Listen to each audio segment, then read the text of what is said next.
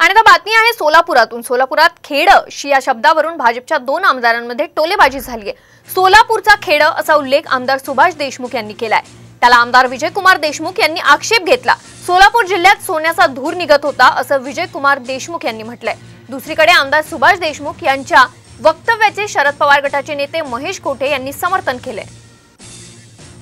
सोलापूर जिल्हा हे पालक घेतील आणि विशेष काहीतरी बीआयचं सुद्धा बीआयच्या तर्फे सोशल वर्क म्हणून एक सामाजिक बांधिलकी म्हणून एक खेड मोठं खेड हे कसं मोठं करता येईल, अधिक मोठं करता येईल आणि राज्यभरामध्ये आमचं सोलापूरचं नाव कसं करता येईल।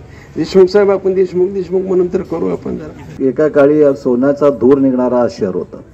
अनेक मोठमोठे कारखाने, मोठमोठ्या कापड उद्योग हा सोलापूर शहरानंतर चादरचे मोठ्या प्रमाणात कारखाने इथं सुरुवात झालं आणि या चादरचे कारखाने जगभरात प्रसिद्ध होते।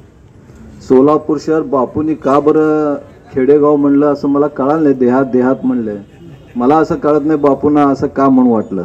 त्याच्यात थोडंसं तथ्य आहे। काय झालं, आज शिकलेला मुलगा सोलापूर सोडून बाहेर चाललाय।